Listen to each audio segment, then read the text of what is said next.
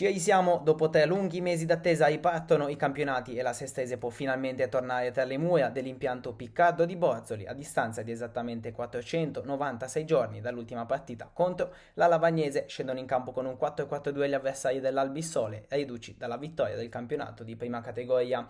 L'inizio del girone A di promozione viene siglato dal fischio del signor Marchetti della sezione di Chiavari e al quinto minuto la squadra di casa si rende pericoloso con Galluccio con il suo tiro che viene parato da Scatolini. 30 secondi più tardi Cuerabba pesca in area Castelli, il classe 2005 spedisce però fuori. Al quarto d'ora Galluccio serve in profondità l'ex Serraico, il quale calcia fuori dopo aver subito una spinta avversaria. Si fa sentire anche la squadra ospite con il centravanti Andrea Diana, buona la coordinazione, meno l'esecuzione. Va vicino al gol la Sestese, colpo di testa da parte del capitano Ansaldo, terminato al lato del palo. Nel momento migliore dei verde stellati colpiscono gli ospiti con Diana, che raccoglie l'ottimo traversone di Acquanita e spedisce di prima intenzione in porta, pallone che si insacca alle spalle di Cannavò e Albissole avanti di un gol. Non finisce qui perché l'attaccante ex capocannoniere della scorsa stagione viene mandato a rete, mette il mirino sul secondo palo e il pallone si dirige proprio in quella direzione, dunque il tabellino dice Sestese 0 Albissole 2 dopo soli 32 minuti. Il doppio vantaggio genera la reazione dei padroni di casa. Sul cross di Sarno Piroli impatta al volo trovando un attento Scatolini. Proprio sullo scoccare del secondo minuto di recupero Balestrino lancia Cuerabba, il quale con uno stop magistrale raccoglie la sfera e in un millisecondo battezza il primo palo e aprendo così la partita. Nel secondo tempo la Sestese parte a 1000 e dopo 7 minuti dalla ripresa Galluccio scarica in porta un bolide che si insacca preciso sotto il 7 portando il risultato sul 2-2. Qualche azione più tardi lo stesso marcatore sarà costretto però a tornare in box a causa di un infortunio.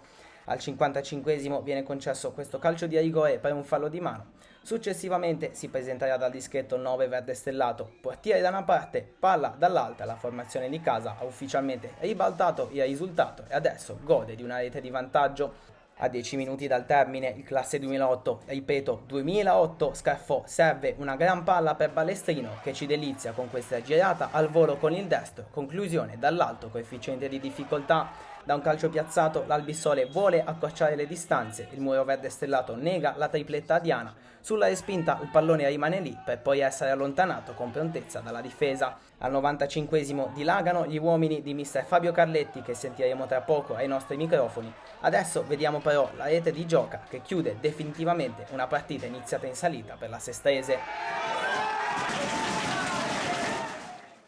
Ma allora, intanto diciamo che secondo me noi avevamo fatto un'ottima mezz'ora davvero, dove avevamo creato diverse palle gol e quindi essere poi sotto 2-0 diciamo, poteva veramente spezzare le gambe a qualsiasi squadra. Nello spogliatoio io ho chiesto concretezza, ho chiesto comunque di avere voglia e fame di poter ribaltare una partita che secondo me era nelle nostre corde, nonostante giocassimo secondo me contro un'ottima squadra guidata da un ottimo allenatore che è un caro amico che è Carlo Sarpero, e una squadra dove ognuno sa cosa fare e il collettivo è, è la cosa più importante.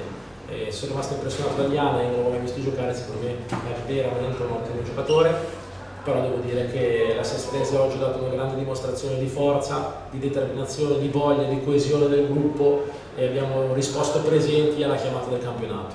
Assolutamente tutto positivo, purtroppo l'unico neo che abbiamo in questo inizio di stagione è stata l'eliminazione dalla Coppa, ma è venuta in una sera veramente particolare dove non si poteva giocare a calcio e quindi ho fatto anche fatica ad analizzare quella sconfitta perché realmente era uno sport diverso dal calcio dove la palla sembrava la palla matta con una situazione di vento clamorosa.